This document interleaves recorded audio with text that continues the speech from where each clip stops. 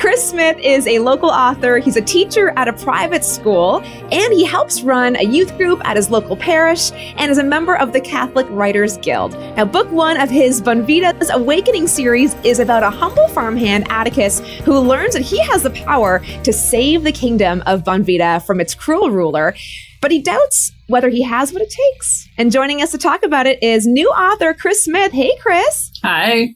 This is so exciting, your first radio interview as an author, and I just can't wait to hear a bit more about the backstory of just how you became an author. So thanks for being here. Thank you for having me.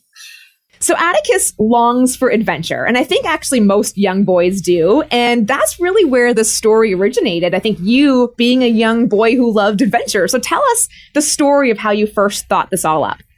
Okay, so I found my love and gift of writing in grade 2. When I had to write a fairy tale story. And then ever since then, I would write or play like with my imagination in like different worlds and all these things. And then one day I created this world and I named it Bonvida. And then since then, like in growing up, I started writing stories in this world. And then when I decided to write the book, I was like, I'm going to take Bonvida, the name and this world, and then turn it into something bigger. Yeah, it is becoming something bigger. I know you have a second book that's being edited. Book 3 is gonna come at some point too. But it's really it's so common for us to feel like we're just not prepared. Like we're up for the task, but then when it comes to actually doing it, we feel like we don't have what it takes. So how did you actually get to the point of saying like, yes, I can write this series, I can be an author? So that probably didn't happen. Like I started this like 10 years ago. So it's been a long journey, but I think the last probably 3.5 years was the big, yes, I can do this. I can do this. And I was in contact with some people who like helped me and like led me to this point. And did you have people that were like pushing you and influencing you? Like, yes, you should actually put these ideas to paper. Yeah. Yeah, a lot of different people, family members, some friends, some other writers that I know and that I met along the way. Nice. Yeah. Now I know you have other siblings. Would you say that your parents did a specific thing right when it comes to really just encouraging you in your imagination and in your play? Like talk to parents right now who have a kid who might be like alone in his room, just playing with his own little toys. Like what would you say to them? Would you encourage them in that direction? Like talk to parents of kids that were the age that you were. Yes. That was me. If I wasn't with my friends, I'd be like in my room with my little with the toys or like running around the house with them. And sometimes I'd be like, oh, do you want to play with me? And then like, if they do, they're just like watching me play. And they were like, my family, like my siblings and my parents did really encourage this because they're like, this is who he is. Like, can't just be like, no, you can't play. It was a very encouraging atmosphere. And I encourage that too for other parents who have kids that do that. Yeah. I'm sure you probably encourage your students in that way too. Yeah. Yeah. Well, I love that you talk about just how it's who you were. Your parents recognized that was just part of your being and your makeup. And actually, can you talk a little bit about what this awakening in the book is referring to? What kind of awakening do we read about? Okay.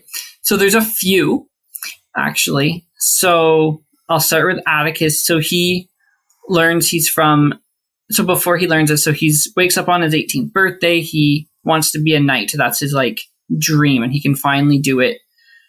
And then something happens on his way to go apply. And then he learns that he's from this ancient bloodline. So this new destiny kind of awakens within him. And then throughout his journey, he starts kind of like taking the sword, the special sword that he gets as his identity in a sense. And then later on in the book, he kind of like reawakens and is like, no, that's not who I am. So that's one, I guess, awakening, the big like message and the awakening in the book. And then another would just be like, kind of like the villain. He like awakens like the darkness that it's called in the book. So like that too, because it's kind of like goes hand in hand. Yeah. Well, and I think it's so cool that you have this parallel with the sword and identity, because I think there's a lot of young readers today that are struggling with identity and who they are. Is there a takeaway that you want them to have after they finish reading book one when it comes to identity? What's sort of your main message here? Main message would be, so like, I guess like the world and everything is like taking us like I'm a writer, yes, I'm an author, but that's not who I am. Like how Atticus, he's the chosen one. He has this sword, but the sword doesn't define who he is. In a sense, like who defines me is God. Ultimately, he's the person that defines you at the end. So good. That answer your question? Yeah, absolutely. Okay, is there an additional like feeling that you want the readers to experience when they read book one? Like, what's that emotional response you want them to have too? I want them to just like be excited, and just like, it's a fast-paced story. Like some of the readers, some of my students who read it, they're like, I read it in 2 days. They're like, I read it in like 3 days. It's so good. It's so exciting. And I think it's just like the sense of adventure for people to like escape, go to this other world and just enjoy. Yeah.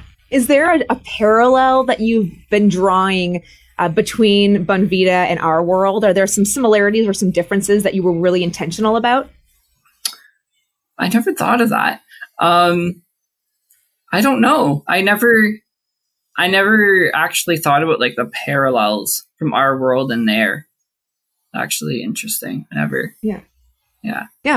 I just think it is a very relevant story. I think adventure and that desire for having purpose, for being able to make a difference is very much today. And so that's sort of why I was asking you about the parallels thing. But what are you seeing in your students? What's sort of the message you want, just as a person, as a child of God yourself? What's that overall message that you want you to be known for, that you want your readers, you want your students to really just have and to grasp moving forward when they think Chris Smith, author, they think child of God? What is this message?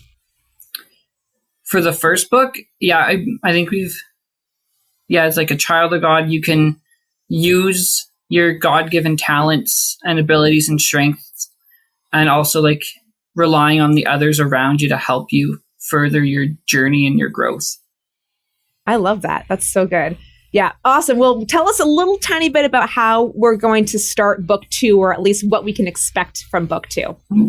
So last week, before we get into that, I heard back from my editor, so I have it and I'm revising it right now. So book two, it's a lot different in a sense for Atticus and for the group. A lot more emotional, I would say. There's a lot more danger with them, and that's kind of like, I guess, following them around. At the end of the first book, there's like a little teaser chapter for the second book, and you kind of see what happens right before that, and then it continues on with the villain that you meet there, who's also in the first book, who's like my mystery character that I have people that are like, who is this person? They have all these guesses, and you're going to find out in the second book who this mystery character is. That's so cool. Awesome. Well, congratulations on being an author, first of all. But if people are looking for a fast-paced adventure book for that kind of teen, tween, young adults and up, really, I know you have a lot of even like older readers who love it. It's called Bonvida's Awakening. It is book one, but book two seems like it's just around the corner. Local author and teacher Chris Smith. Chris, thank you so much for coming on and chatting about it. Thank you so much as well.